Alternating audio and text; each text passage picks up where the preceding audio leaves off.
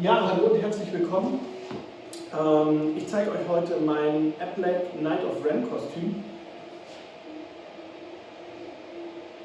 Ich würde sagen, los geht's.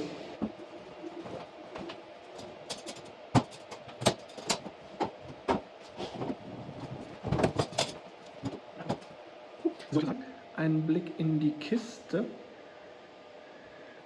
Diese Stanley-Werkzeugboxen sind der Oberhammer für Kostüme. Das ist die 25 Gallonen, die geht für kleinere Kostüme ganz gut. Da hinten ist die große mit 50 Gallonen, da passt der Vader rein. Ja, so. Wie machen wir das? Ich glaube, ich packe erstmal alles aus und lege es auf den Boden.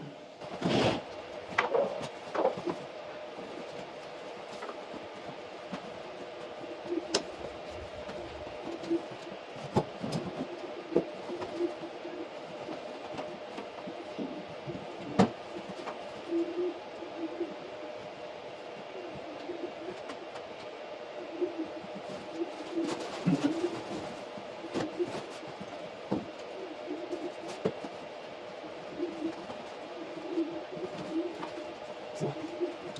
Sieht man alles drauf? Jawohl, so, das ist das ganze Kostüm. Ich gehe jetzt mal Schritt für Schritt die Teile durch, ziehe sie an, erkläre euch, wo sie her sind, wo ich sie gekauft habe, wie ich sie bearbeitet habe, wie ich sie gemacht habe bei den Sachen, die ich selber gemacht habe.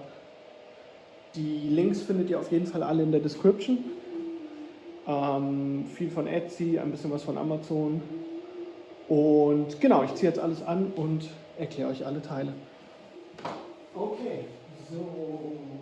Als erstes ziehe ich die Hose an. Kann man gut sehen? Wahrscheinlich, ne? Das ist eine wunderschöne Hose aus echtem Leder von einem Shop aus Russland, glaube ich. Wenn ihr euch hier mal diese Nähte anschaut, das ist alles total, ja, nicht filmakkurat, aber passt zu dem, was ich mir unter einem Knight of Ren vorstelle.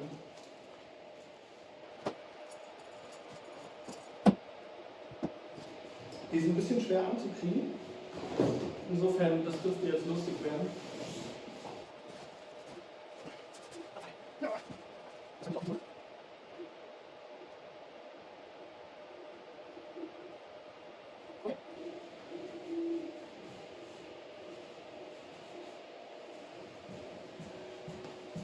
Gut, nächster Teil werden die Socken. Ich muss immer relativ dicke Socken in diese Stiefel anziehen. Einfach weil mir die viel zu groß sind. Ich bin mir bei diesen Vinyl-Boots von Amazon mal sehr unsicher mit der Größe. Meistens nehme ich dann 47 oder so, obwohl ich 45 habe. Weil ich es auch schon oft hatte, dass ich einfach den Reißverschluss über meiner Wade nicht zubekomme. Ja, insofern, die fallen jetzt ein bisschen groß aus.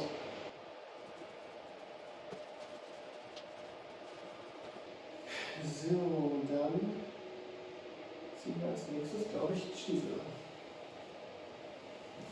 Die Stiefel sind Star-Lord-Stiefel, glaube ich, von Amazon. Den bin ich einfach mit brauner und roter Acrylfarbe und mit einem Stück Schmirgelpapier zur Leibe gerückt, wie ihr zum Beispiel hier seht. Ja, Fokus kommt da. So. Ja, hier vorne ist ganz viel Klettband drauf und hier oben ein Magnet, um die Beinschienen drauf zu bekommen.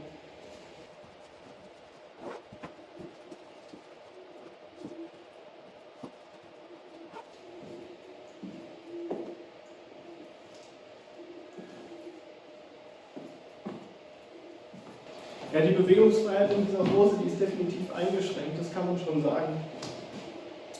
So, next one. Das nächste Teil ist das hier. Ich glaube ehrlich gesagt, das ist eine Corona-Erfindung. Ein Pulli mit integrierter Sturmhaube, Schrägstrich Atemschutzmaske. Ich ziehe sie mal an.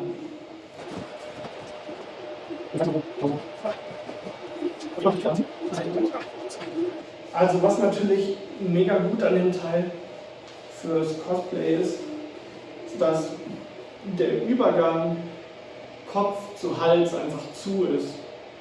Das heißt, keine Chance, irgendwie Haut zu sehen, weder im Nacken noch vorne, nicht mal an den Armen, weil auch hier diese Daumenlöcher dabei sind. Man kann die Handschuhe super anziehen. Dieses Shirt ist einfach mega gut.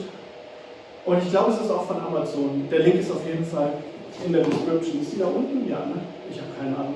Das ist, glaube ich, mein drittes YouTube-Video. So. Ja, dann ziehen wir das hier an. Wie erkläre ich das jetzt? Das Grundshirt hier kommt aus dem Gugu-Shop. Mal ein bisschen Werbung machen. Aus dem Gugu-Shop. Das ist im Prinzip so ein Yoga-Dress, ich habe keine Ahnung. Der hat den Vorteil, dass man den super gut rumwickeln kann, was ja so ein bisschen die Optik von dem Applek-Oberkörper ausmacht. Die Arme sind nicht original, die Arme habe ich dran genäht. Und zwar, nachdem ich sie abgeschnitten habe von dem Teil, was nachher die Kapuze über dem Helm bilden wird. Ihr seht es später. Genau, hier habe ich einfach den Ärmel dran genäht. Relativ unsauber, aber das ist ja genau der Stil, der Applek so ein bisschen ausmacht.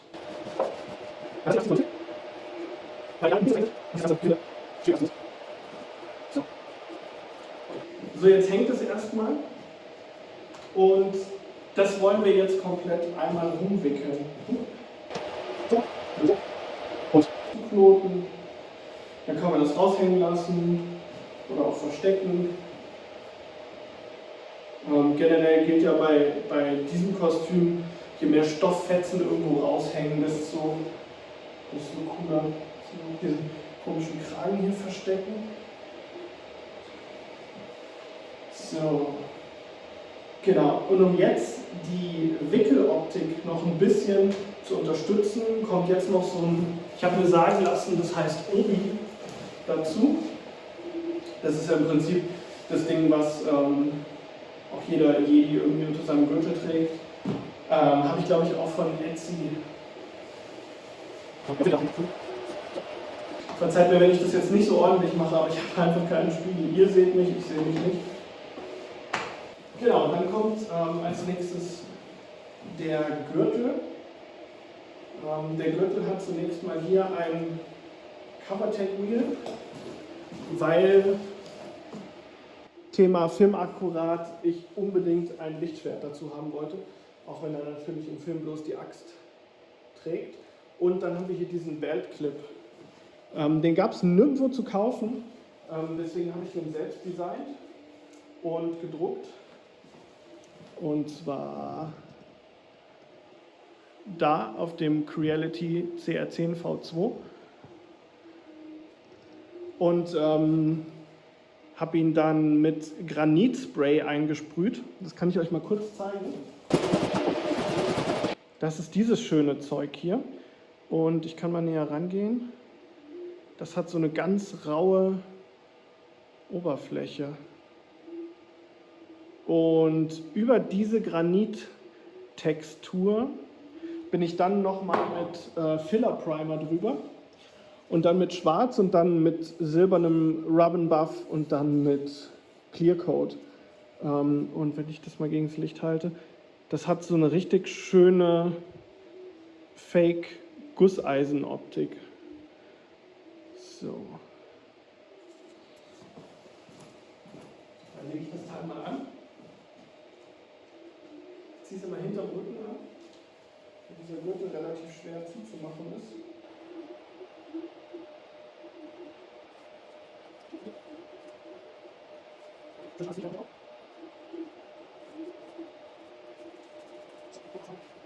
So, und wie gesagt, ich sehe mich jetzt leider nicht, aber theoretisch sollte jetzt so eine Wickeloptik entstanden sein, wie sie das Applek-Kostüm eben ausmacht. Es kommt aber immer sehr darauf an, wie man es anzieht und ja, ich hätte mir einen Spiegel irgendwie hinter die Kamera stellen sollen. Okay, what next? Genau, das Lichtschwert. Ist schon relativ schwierig, mit dieser Hose in die Knie zu gehen. So, ich zeige euch erstmal den Hilt. Ich glaube, das ist das Empress-Modell von Ultra Sabers in Schwarz. Ich habe das hier so ein bisschen dreckig gemacht, ein bisschen angeschliffen. Hier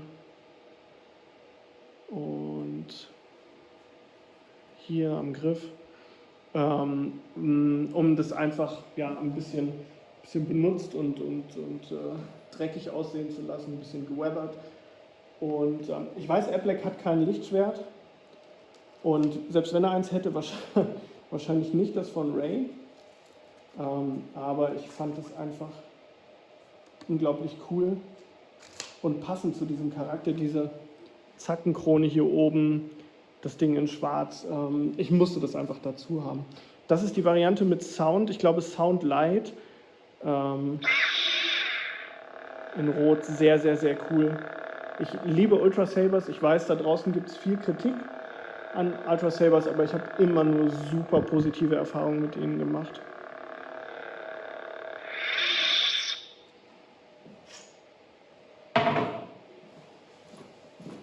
Okay, das kommt hier.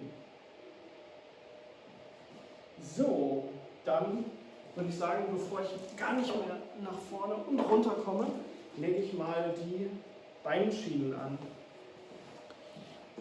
Auch hier gilt, ich habe absolut nichts gefunden im Netz, weder zu kaufen noch zu drucken, was diese Beinschienen angeht. Die Armschienen genauso. Das heißt, ich habe kurzerhand die selber designt. Die sind sicher nicht perfekt geworden, weil das irgendwie mein erster oder zweiter Gehversuch mit Mesh-Mixer war. Aber ich glaube, für selbstgemacht auf jeden Fall ganz okay und vor allem als Applek wiedererkennbar an diesem charakteristischen Muster hier.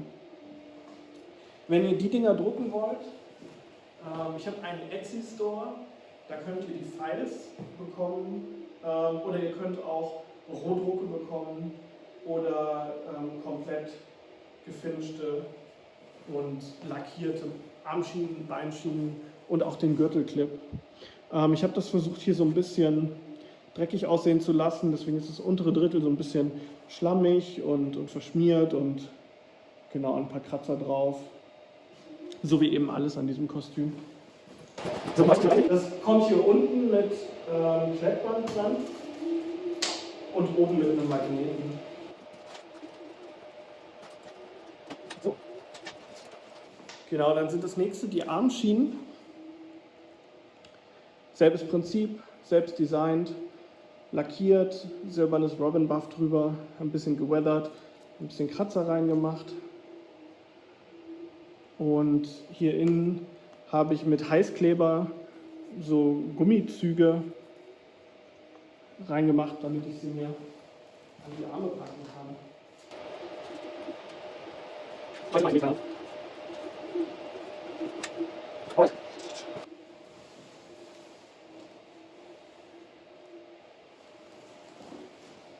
hier kommt, gehen wir ein Stück zurück, das Cape. Das ist eigentlich ein Episode 8 Kylo Ren Cape, auch irgendwo von Etsy. Und ich habe mir alle Mühe gegeben, das hier unten so dreckig wie möglich aussehen zu lassen.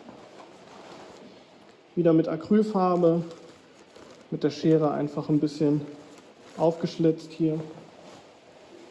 Das Ganze wird hier oben befestigt mit Klettband. Und das korrespondierende Klettband ist hier auf das Shirt aufgenäht.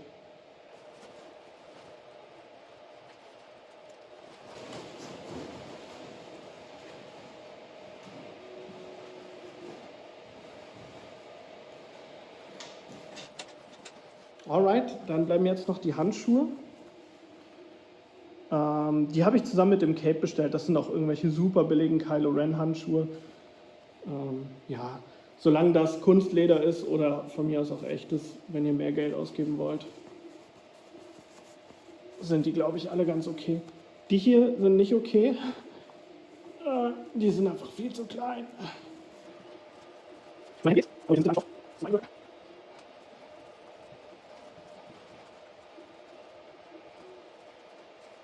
So, schön die Armschienen drüber. Bin ich im Bild? Ja.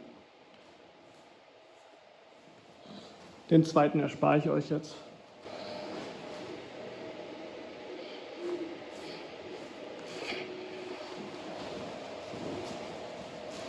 Alright. So, dann sind wir schon beim Helm angekommen.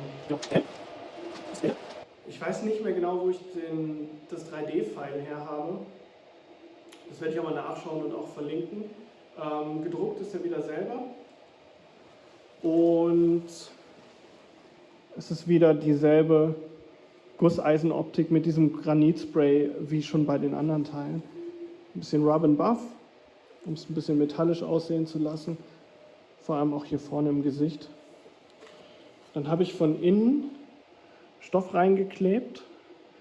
Und der Stoff in den Augen ist so ein durchsichtiger Stoff, den ich auch schon für meinen Kylo Ren Helm benutzt habe.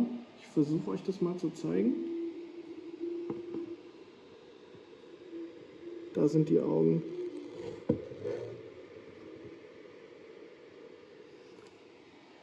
Also da kann man relativ gut durchsehen.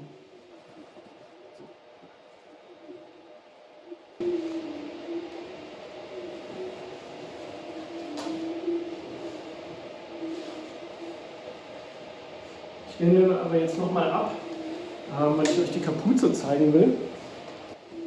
So, die Kapuze, das ist dieses gute Stück hier. Und ich weiß, das sollte eigentlich auch so eine Kunstledergeschichte sein. Erinnert so ein bisschen an Schlangenhaut, glaube ich. Das ist es hier nicht, definitiv nicht. Was ich gemacht habe, ist, ich habe einen Hoodie mit einer sehr, sehr großen Kapuze gekauft. Und dann habe ich die Ärmel rausgeschnitten. Das sind die Ärmel, die ich dann an das andere Teil dran genäht habe. Sodass dadurch eben diese Stoffstreifen entstehen, die vorne und hinten runterhängen.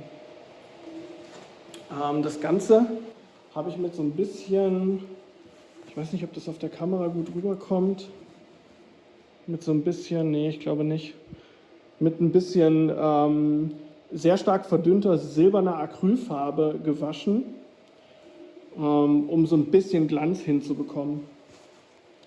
Und die Enden sind einfach wieder sehr, sehr zerfranst und mit brauner Acrylfarbe, mit Sand, mit Erde, mit Schlamm, mit allem Möglichen bearbeitet,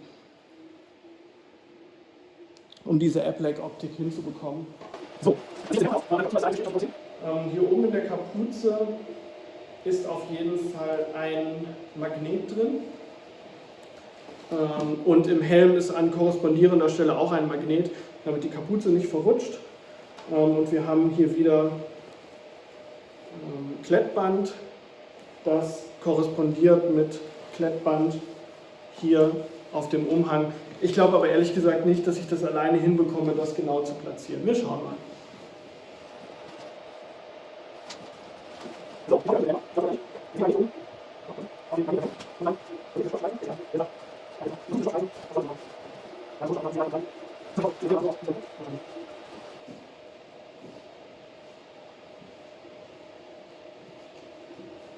okay, bleibt das letzte und vielleicht wichtigste Teil.